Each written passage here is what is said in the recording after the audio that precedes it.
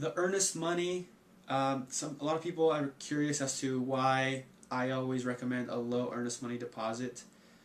What the earnest money does is it lets the seller know that you're serious about the property and you're putting money up front for it. Now, that doesn't get cashed. The earnest money deposit check does not get cashed until you're actually in escrow, 3 calendar days after escrow opens, to be exact.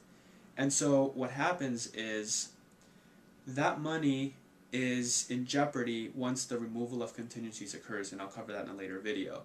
So you want to make that as low as possible while still letting the seller know you mean business. The standard is between 1 and 3% of the purchase price. I say keep it at 1% or even lower if you'd like, because it's rare for the seller to counter on that. You don't want to go too low. You don't want to say a couple $100, because then it's like you're just playing with a seller and you may be new to the game, and it might affect your credibility from the seller's point of view. So I find that the happy medium is about 1% of the purchase price. What a lot of agents do to their cash-strapped clients, and this was more popular during the subprime era, is they will offer full price, list price, and then ask for money back for closing costs. This is for cash-strapped people. And you don't see this as much as you used to, but you still do see it once in a while. And I think this is a big mistake, because you're going to be paying more in property taxes, although it is negligible because it is such a small percentage. But over the years, it does add up. But most importantly, you're going to be paying more on your loan. You're going to be paying, let's say you get $10,000 back, you're going to be financing that $10,000 that you get in cash, and you're going to be paying interest on it. So you're going to be paying over twice that over the life of the loan. Another thought on that, on the cash back for a full price offer, is if you're that cash strapped where you need that money back, you may want to think about restarting everything with a different price range. If you're uncomfortable and you need the money back for closing costs, chances are you're going to be uncomfortable at some point during the life of the loan. So I recommend you go back to the drawing board and you start looking at homes at a lower price range.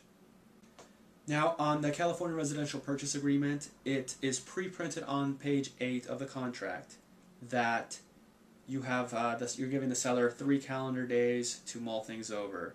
I highly, highly recommend that you have your agent change that to 36 hours maximum. The reason being is a lot of listing agents will use that leeway you gave them with the 72 hours to try to get people who were on the fence. They mentioned that they were going to write an offer and try to use it as leverage to get another offer in, and then create a bidding war, which is definitely not an advantageous position for the buyers. Definitely for the seller, but not for the buyer. So I highly recommend you shorten that to a maximum of 36 hours, because that makes the seller react quickly, and it does mean, by definition, that your offer is off the table after 36 hours. Now, if the seller signs it, you can, after the 36 hours, you can decide to honor it by confirming the acceptance. Now, that 36-hour rule also applies to any subsequent counter offers.